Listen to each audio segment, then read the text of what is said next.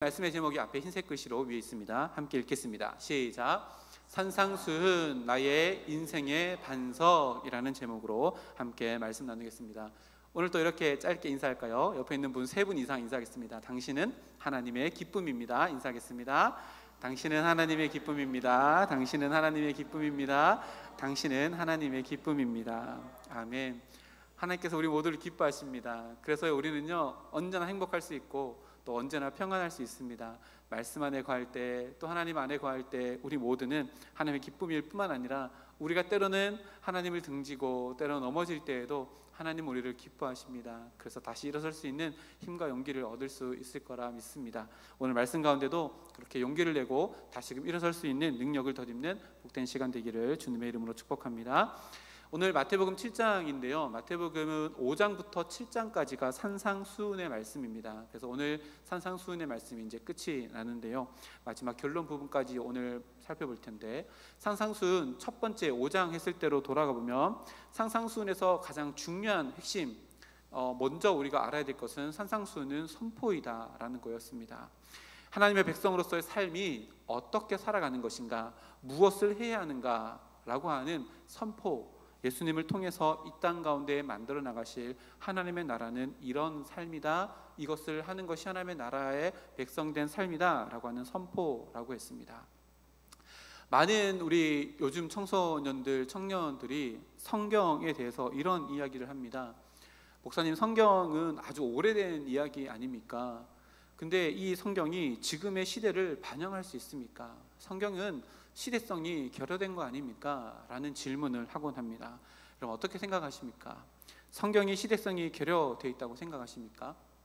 그러면서 하는 질문들이, 청년들이 이런 질문합니다. 목사님, 성경이 기록될 당시에는 인터넷도 없었고 SNS, 가상현실이나 뭐 이런 것들도 없었지 않습니까? 그렇다면 성경은 시대를 잘 대응하지 못하는 이야기들로 엮여진 책이 아닙니까? 라고 이렇게 이야기할 수 있습니다. 어떻게 생각하십니까? 물론 성경은요 인터넷을 하루에 몇 시간 해라 이런 얘기 없습니다. 게임을 하지 말아라 하라 이런 얘기들도 없습니다.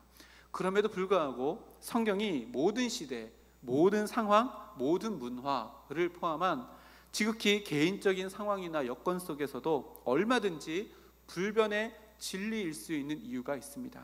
왜 그럴까요?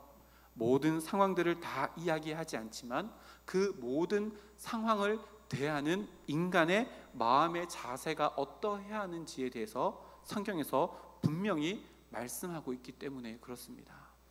모든 상황을 대하는 인간의 마음을 하나님께서 산상수훈의 말씀을 통해서 예수님을 통해 우리들에게 전해 주었기에 이 말씀은요 고리타분한 2000년 전의 어떠한 먼 타국의 이야기가 아니라 영원 불변한 우리들에게 엄청난 파급력으로 영향력을 줄 수 있고 우리들의 삶을 하나님의 영원의 진리를 담아내는 삶으로 바꾸어갈 수 있는 능력의 말씀이다 라고 하는 것이 산상수훈을 통해 우리가 얻을 수 있는 진리입니다.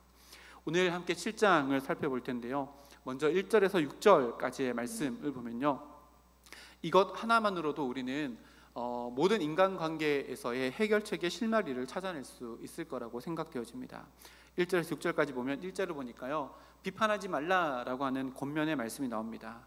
비판을 받지 아니하려거든 비판하지 말라. 이것을 바꾸보면요 비판하면 너도 그 비판을 그대로 받게 될 것이다 라고 하는 가르침입니다. 먼저 우리가 이 말씀을 오해하지 말아야 될 부분들은요 우리가 비판하지 말라라고 해서 옳고 그름을 분별하지 말아라 라고 하는 의미는 절대 아닙니다. 이 말씀은요 먼저는 일부 바리새인들처럼 자기 의를 드러내기를 자랑하고 반대로 남을 무시하면서 또 행하는 부당한 비판들을 멈추라라고 하는 권면입니다. 이런 사람들은 자기 자신에게는 늘 관대합니다. 그런데요 남들에게는 엄청나게 견고한 판단의 기준을 가지고 남들을 정죄하는 마음을 가지고 있습니다. 이런 자들에게 예수님은 이 부분이 잘못되었다라고 이렇게 지적합니다. 그러면서요 3절 4절 말씀에 우리가 잘 아는 말씀이 있는데요 내 눈 속에 있는 들보는 보지 못하고 남의 눈 속에 있는 작은 티끌을 보느냐라고 이렇게 지적하면서 이것이 인간의 죄된 본성이다 라고 이렇게 우리들에게 가르쳐 줍니다. 모든 사람은요 누구나 다 비평가입니다. 그리고요, 모든 사람은요 다 도덕 수호자의 기질을 가지고 있습니다. 무엇으로요? 말로만요. 그런데 정작 자기 자신에 대해서는 철저한 도덕적인 평가를 내리지 않습니다. 자기의 윤리 기준의 도덕적은 굉장히 낮습니다. 미국에서요 설문조사를 했습니다. 아주 재미있는 설문조사입니다. 질문이 이렇습니다. 예수 믿는 사람이건 믿지 않는 사람이건 모든 사람들에게, 성인 사람들에게 질문을 합니다. 이 세상에 천국이 있다면 누가 천국 갈 수 있을까요? 라고 했는데 제일 높은 이름이, 순위에 올랐던 이름이 누구이냐면 마더 테레사입니다. 72점 몇 프로를 받았다고 해요. 근데 마더 테레사보다 더 많은 퍼센테이지를 받은 사람이 있는데 누굴까요? 자기 자신입니다. 80몇 프로예요. 누가 천국 갈 수 있을까요? 물어봤더니 사람들이 마더 테레사가 갈 것 같습니다. 누가 갈 것 같습니다. 다 얘기했는데 그 많은 사람들 중에 1위가 자기 자신입니다. 자기 자신에는요 이처럼 관대한 것이 우리 인간입니다. 그런데 반대로 남들에게는 엄격하고 견고한 잣대를, 날선 잣대를 다 드러내며 남들을 비판하기를 좋아하는 것이 인간의 본성입니다.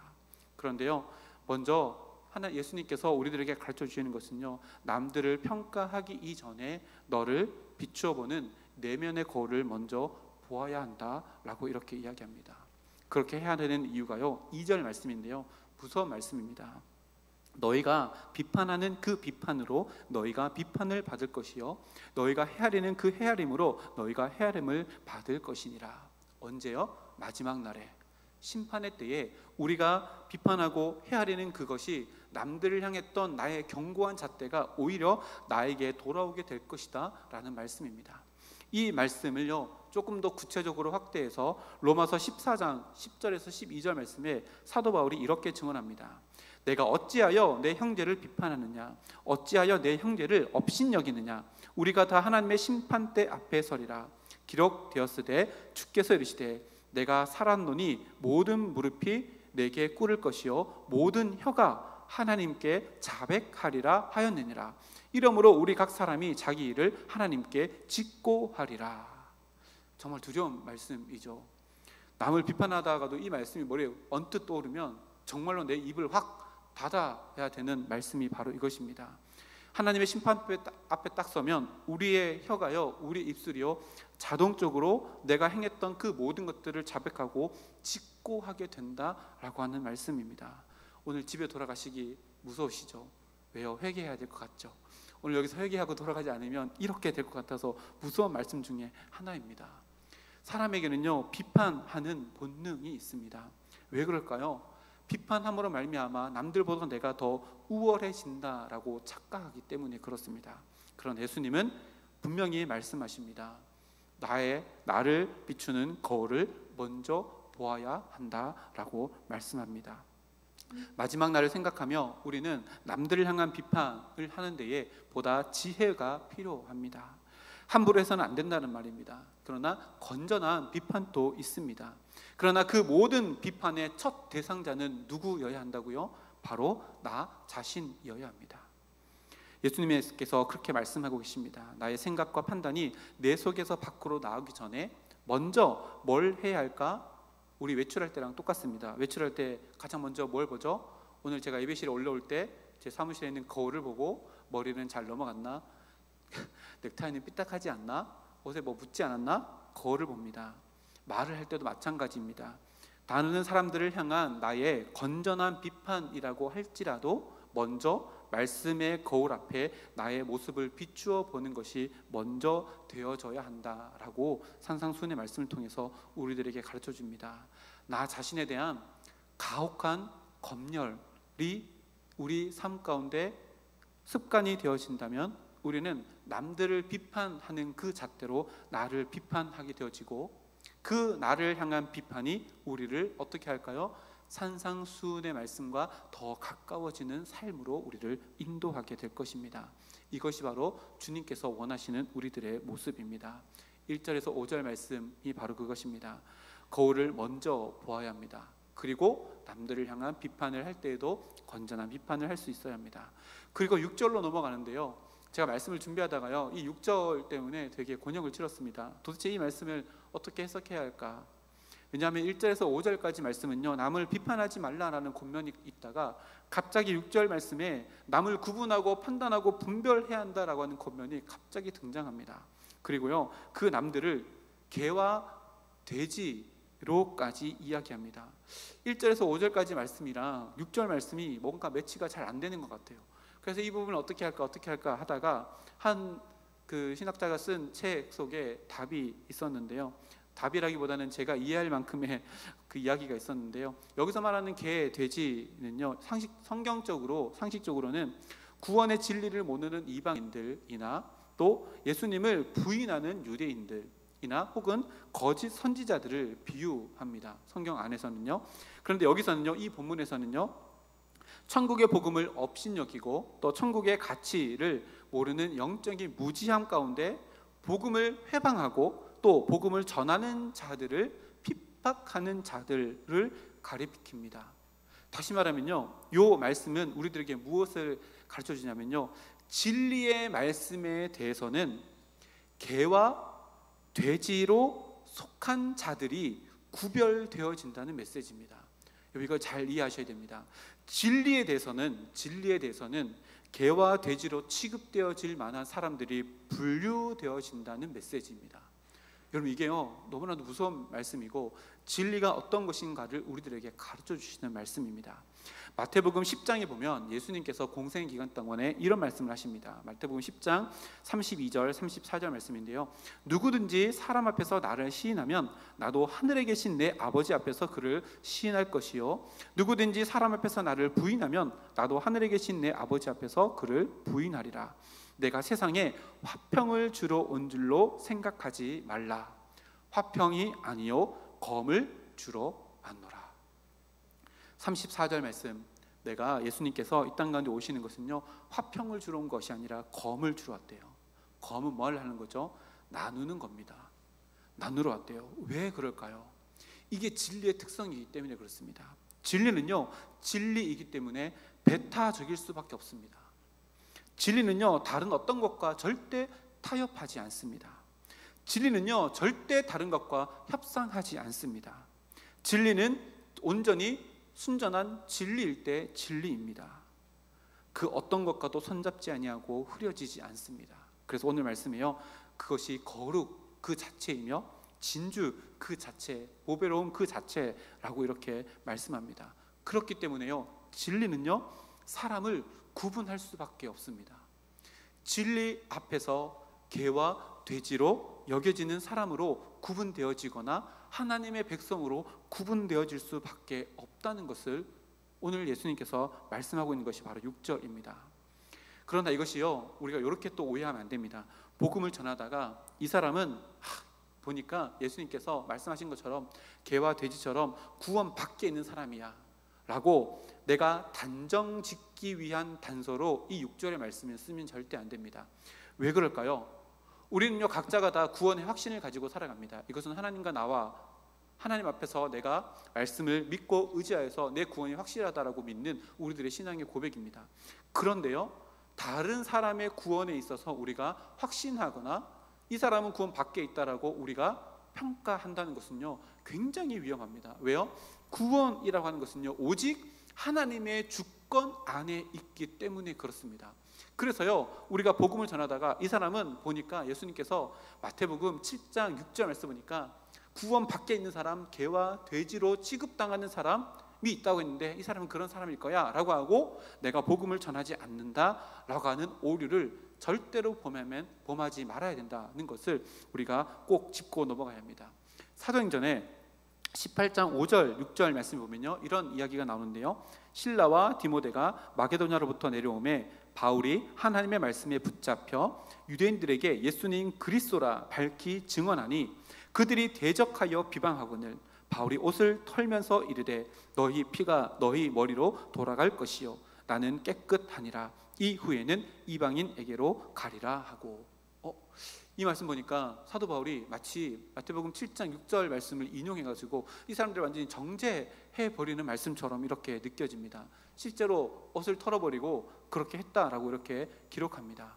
근데 여기 보니까요, 대적하여 비방하였다라고 이렇게 기록하고 있는데요, 이게 한국어로 보면 이렇게 기록되어 있지만 헬라어의 원어를 찾아보면요, 이 대적하고 비방했다라고 하는 이 원어의 의미 안에 조직적인 형태를 갖추고 자기들을 대립하는 무리들이나 사람에게 저항하고 그 사람을 위협하는 것을 의미합니다.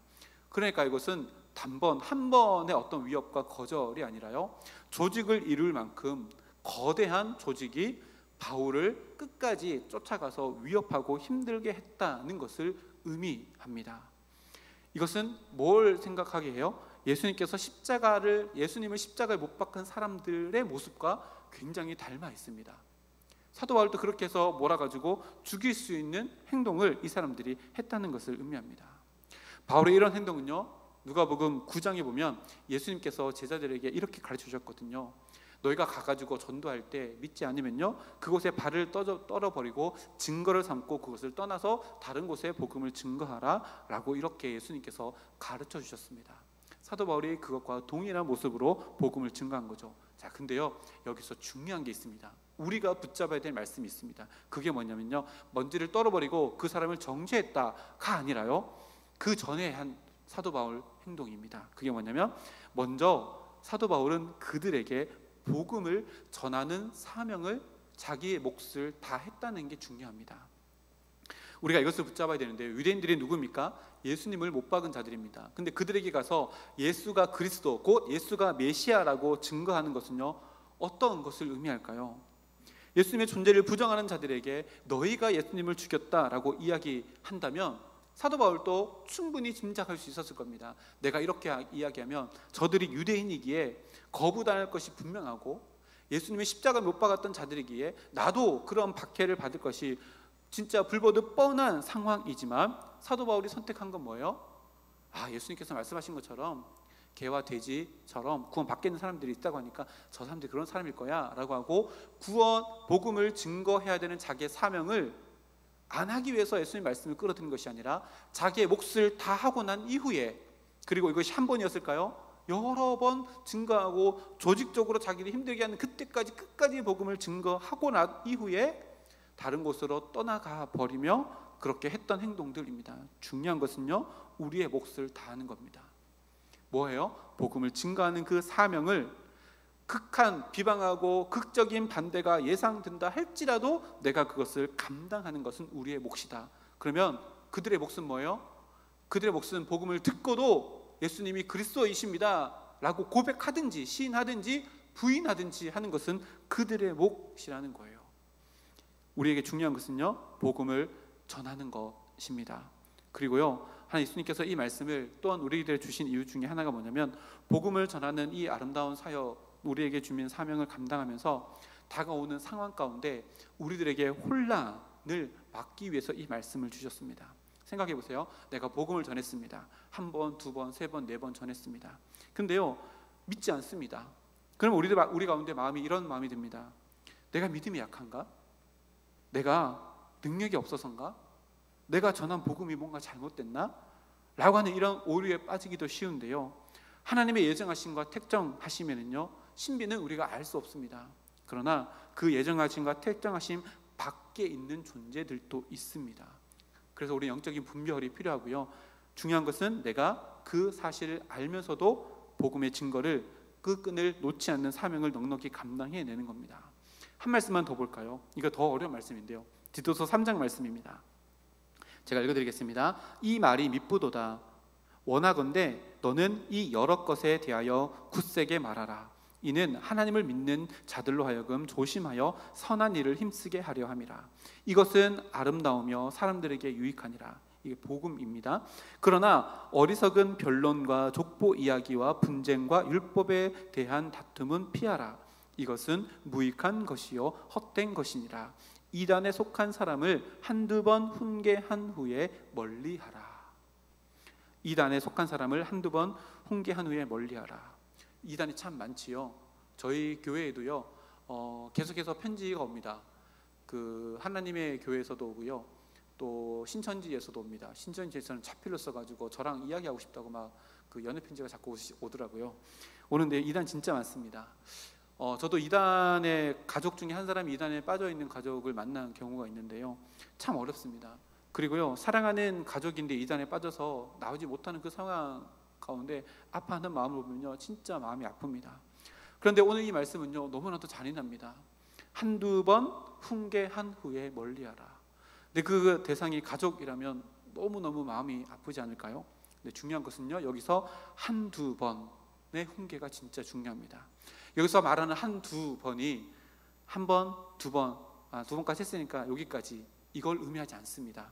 한두 번, 이것은요, 한 번 충분히 진리를 증거할 만큼의 시간을 이야기하는데요, 그 시간이 한 번으로 될까요? 10분 이야기, 20분 이야기, 1시간 이야기로 될까요? 절대 그렇지 않습니다. 수일이 될 수도 있고요, 수년이 될 수도 있습니다. 사도 바울도요, 자신의 육신의 가시 때문에 기도했다고 하는데 고린도후서에 보니까 3번 기도했다라고 해요. 사도 바울이 오늘 한 번, 내일 한 번, 그 다음날 한 번, 딱 3번 이렇게 기도했을까요? 그게 아닙니다. 여기서 말하는 한 번은요, 작정하여서 내 모든 것들을 다 걸고 하는 기도를 3번 했다는 겁니다. 근데 하나님께서 뭐라고 하셨어요? 네 은혜가 족하다 라고 해서 그대로 받아들였습니다. 바로 이것입니다. 우리에게 복음을 증거하는 사명을 감당하지만 우리가 하면서 우리의 몫은 뭐예요? 전하는 것입니다. 받아들이는 것은요, 그들의 몫이고 그들의 구원은 우리의 몫이 아니라 하나님의 주권 안에 있습니다. 그러나 주님께서 분명히 말씀하신 것은 모두가 다 하나님의 나라에 들어가지 못하고 개와 돼지처럼 구분되어지는 사람, 하나님의 예정 밖에 있는 사람이 있을 수도 있다라고 하는 메시지를 우리에게 던져주시는 말씀이 이것입니다.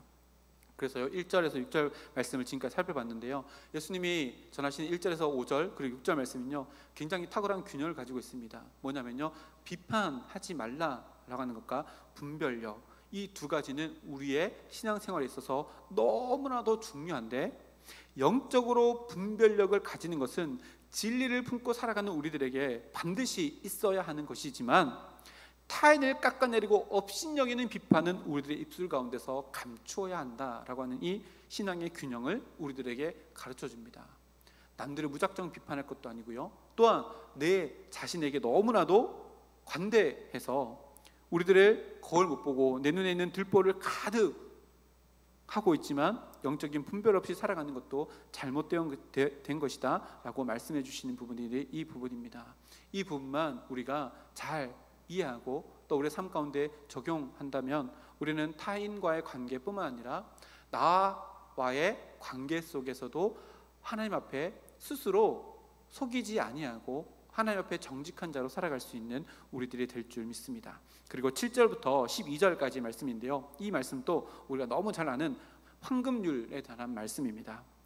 이 부분은 또 기도와 연결되어 있는데요, 7절, 8절 말씀을 보면 끈질기게 기도하면 반드시 찾아내고 받게 되고 열려지게 될 것이다 라고 하는 말씀입니다.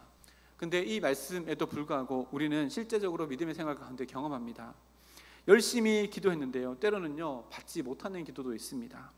열심히 찾기 위해서 기도했는데 결국은 찾아내지 못하는 기도의 응답의 경험도 있습니다. 열심히 문을 두드렸는데요, 견고하게 닫혀져 있는 상황들도 우리는 기도하는 가운데 경험하게 되어집니다. 좀 전에 잠깐 이야기 나눴던 것처럼 사도 바울도 자신의 육신의 가시를 놓고 기도했지만 거절당하는 응답을 사도 바울도 받은 기록이 있습니다. 그러면 7절, 8절 말씀이 잘못되었다는 말씀일까요? 아닙니다. 그래서 9절에서 12절까지의 말씀이 추가적으로 기록되어 있습니다. 어떤 말씀이냐면, 악한 자라도 자녀들에게는 좋은 것을 주지 않느냐, 하물며 하늘에 계신 너희 아버지께서 구하는 자에게 좋은 것을 주지 않겠느냐, 이것이요 구하고 찾고 두드리며 기도하는 사람의 가장 먼저 되어져야 되는 기도의 자세다라고 하는 것을 이야기합니다. 그게 뭐예요? 전적으로 하나님을 신뢰하라는 말씀입니다. 하나님이 우리에게 언제나 선하시고 언제나 좋은 것으로 주시는 분이심을 믿고 구하고 찾고 두드리면 그것이 구하지 못하더라도 우리에게 뭐예요? 좋은 것. 찾지 못하더라도 그것이 좋은 것. 문이 열리지 않더라도 닫혀있는 그것이 우리에게 좋은 것이라고 고백할 수 있는 마음의 자세로 하나님께 기도하라 라고 하는 말씀이 바로 이 말씀입니다. 이 말씀을요 황금률만 딱 떼가지고 기도를 열심히 하십시오, 반드시 얻게 될 것이며 반드시 열리고 반드시 찾게 될 것입니다 라고 하면요 균형이 맞지 않는 거예요. 무엇이 전제되어져 있어야 해요? 기도하는 대로 얻는 것이 아니라 기도하는 대로 얻지 못하더라도 그것이 나에게 가장 좋은 것이라고 믿는 믿음으로 하나님께 기도하라는 것이 진짜입니다. 이럴 때요 우리 마음 가운데 뭐가 생겨요? 마음의 전쟁이 생깁니다. 아무리 기도했는데요 열리지 않습니다. 열심히 간구했는데요 얻지 못합니다. 열심히 기도했는데 다쳐가지고 꽁꽁 다쳐가지고요 문고리만 부러질 뿐입니다. 그럼에도 불구하고 우리는 어떻게 기도해야 될까요? 저는 항상 이렇게 잘 이루어지지 않으면 이렇게 기도합니다.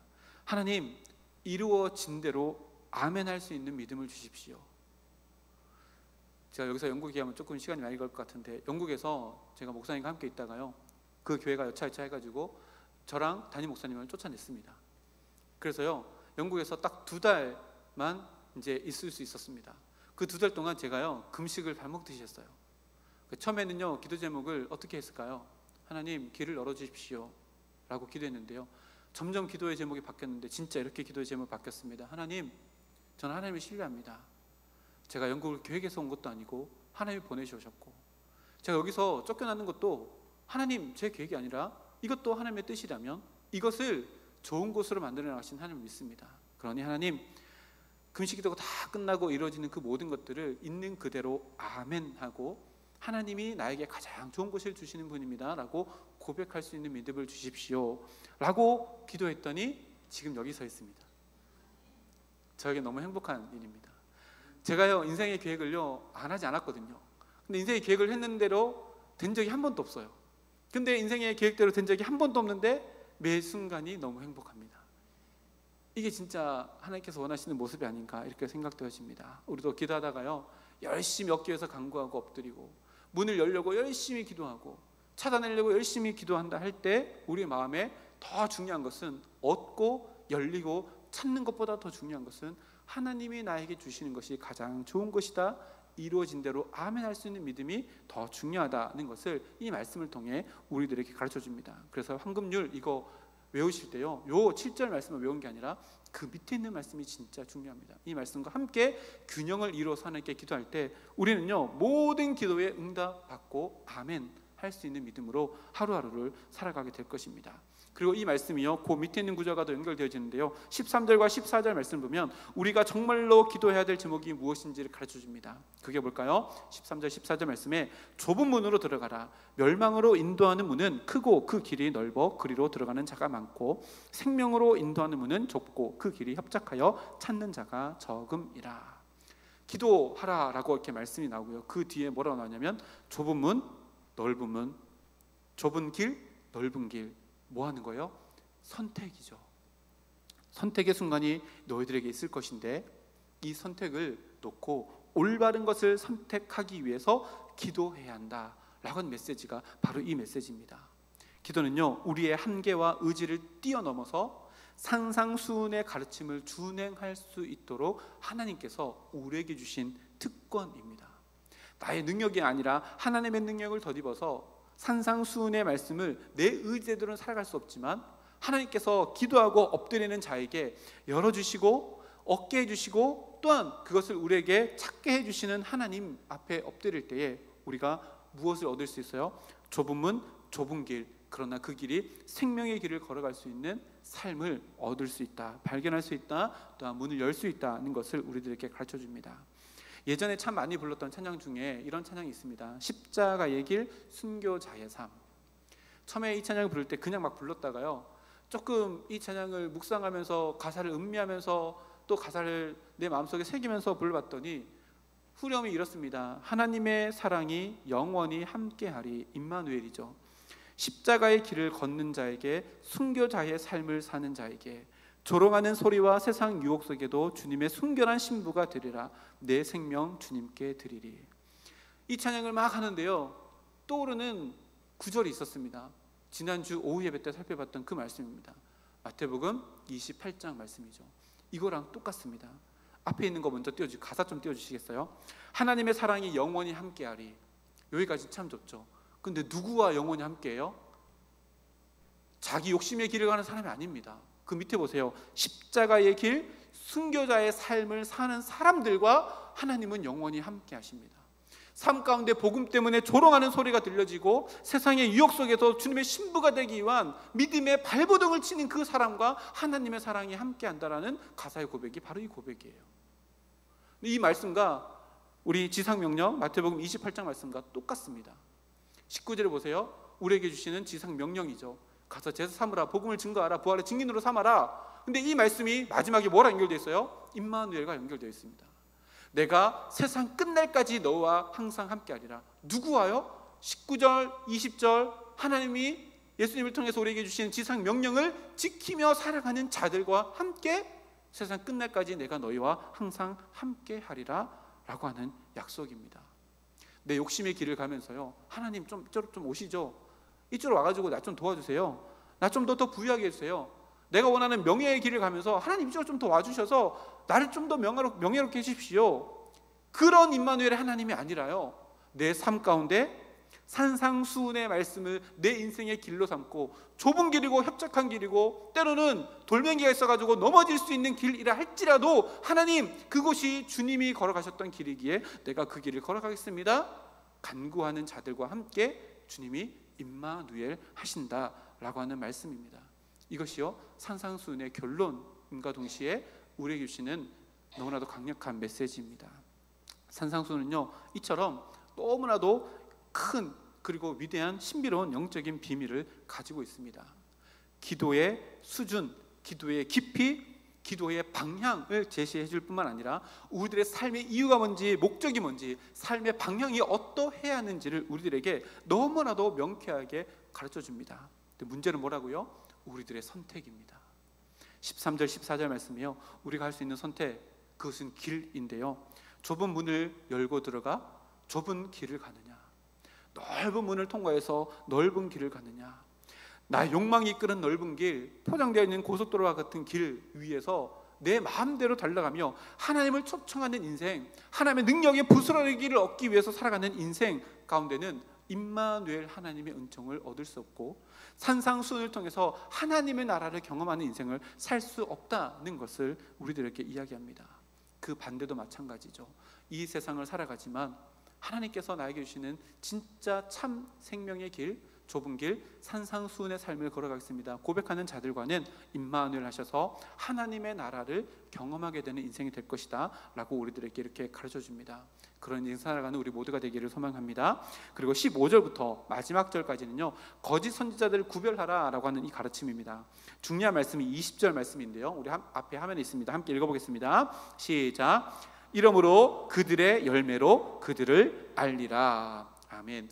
열매는요 그 사람의 현재 삶의 상태와 결과물을 나타내는 것입니다. 말이 아니라요 행함의 결과입니다.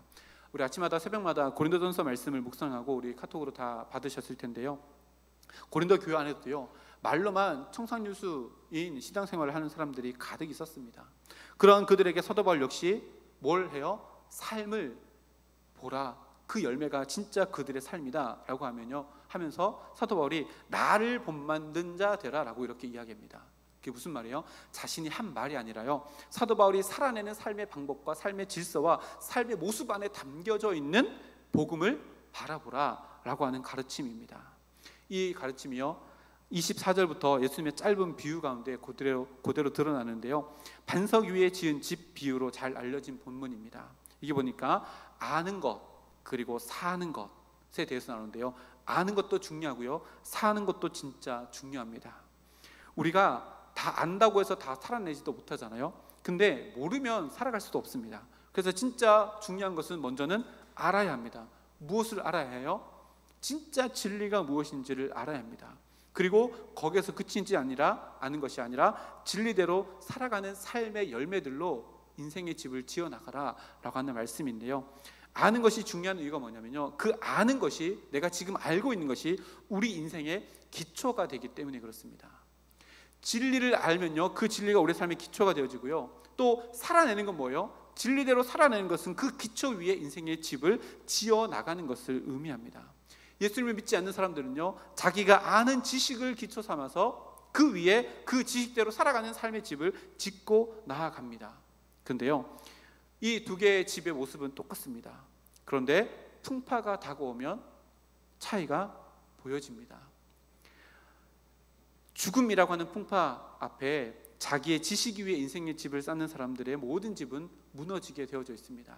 죽음을 넘어서는 지식은 없기 때문에 그렇습니다. 그런데요, 복음, 진리의 기초 위에 인생을 세워나가면 진리는 죽음으로도 꺾을 수 없는 영원하신 하나님의 말씀이기에 그 말씀을 알고 그 말씀대로 살아가는 인생은 죽음의 풍파 앞에서도 절대로 흔들리지 아니하는 견고한 집으로 떠받치게 되어질 것이다 라고 하는 말씀이 바로 이 말씀입니다.